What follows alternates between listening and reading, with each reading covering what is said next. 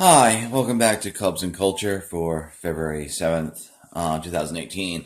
Okay, I only recently read the book, and I know I talked about how I don't think movies have to be faithful, and I think this is a really good example of this because, at the end of the day, about only three-fourths of the novel made it on screen because there's an entire other sort of, episode with Joe in the novel in the first act that they just for the most part completely cut out and removed. And so in the novel he starts off in Podunk,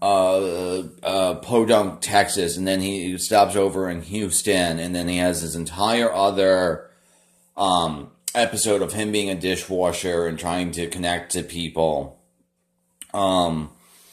in Houston, and he kind of ends up befriending this guy named Perry, who's heavily implied to be a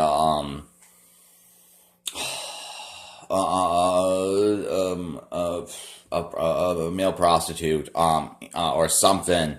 And there's an entire episode of trying to make this friendship with Perry work, and then they end up going to when they finally have one of their misadventures, is Perry takes him to a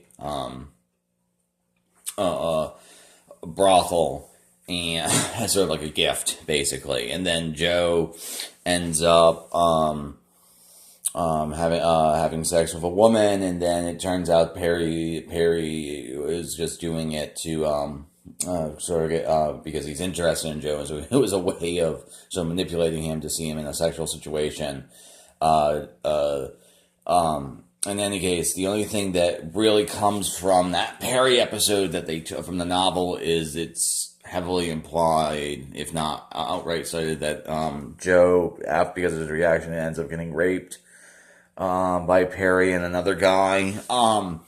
In any case, it's not. That's just that very brief thing is taken from it. And here's the thing: I actually, in the novel, the Perry stuff is okay, but it just takes too long. It's just too slow. So I'm glad it was basically removed for the movie. And the other thing about this, and this is one thing that the screenplay by Salt does really well, is Joe in the novel disassociates and goes on into flights of fancies a lot. And that sense of Joe sort of disassociating comes across in the movie because throughout the first half, 2/3, a lot of the first act material in the book is actually told in retrospective, through flashbacks, but it comes across as Joe is actually remembering this at this time, so they're able to capture sort of this disassociation from the novel, but also more efficiently telling the first act. The other sort of major change is in the novel, Ratso is much more like a piece of luggage. The novel's not quite told in first person's perspective, but it's sort of a split between, again, it's sort of a disassociated point of view where you're kind of so in Joe's point of view, that Ratso's sort of idea, is not nearly as autonomous as he is in the movie. Specifically, the idea to go to Florida in the movie, it's shifted entirely onto Ratso, and it's sort of his definitive drive, and it makes the character, as I said, it sort of breaks the character, give the character that fractured Lacanian thing in Alienation, which I think the movie is working with. Now, in the novel, he mentions it once, and after that point, he never mentions it again. And then at the very end, Joe takes it up as, "Hey, we got to get to Florida," which is kind of weird. Kind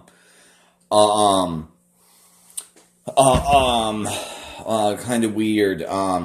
That Hurley, who's the novel, wrote it that way. In any case, Salt did a damn good job of capturing and not just in capturing. This is one of the few adaptations I have ever read, where most of the time with adaptations, when they are sort of fundamentally different, as this one is, in terms of having about a fourth of it just cut out of it, which is a massive change.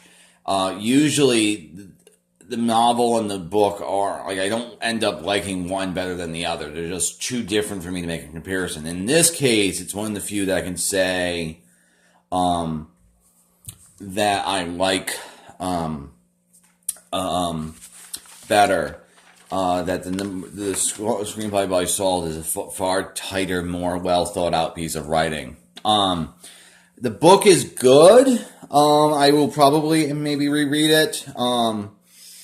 But it feels like a first draft. I feel like there's parts of this novel that the Hurley's editor should have taken the red pencil to, or blue pencil, whatever color it is. The only thing that I like more in the novel than in the movie, and I'll get into a specific thing about this when I get to, like, acting, is it's a lot Joe.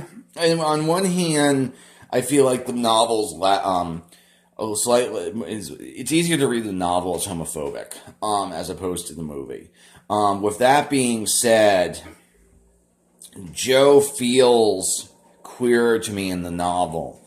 Because in the movie, he only ends up starting to service male clients because he's so desperate, which happens in the book. But there's also, in the beginning of the section, where they're sort of getting to the way in which Joe, in the novel, Joe's attractiveness is sort of alienates him from other people, and so there's an entire, it's only like a paragraph, maybe half a page, where there's this other brief sort of relationship where it's clearly a sexual relationship with another man, that Joe has, and Joe is still being used, but it's contrasted with crazy with Anne. So like in the novel, where Anne in the movie is sort of the pre-relationship or the prior relation that messed him up. He actually has two in the novel, where Anne sort of messes up mainly. Then he also has this guy he had sex with and had something of a very brief relationship with, also sort of messing him up in terms of getting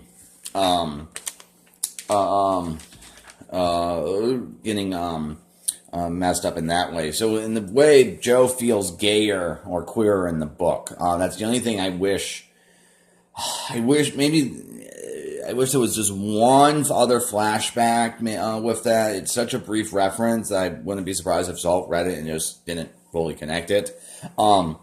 That's the only thing I think, that's the only change that I kind of bemoan. Anyway, so that's the adaptation. I'll be back to talk about the direction and the movie as a movie for the next section. Okay, so see you in a bit.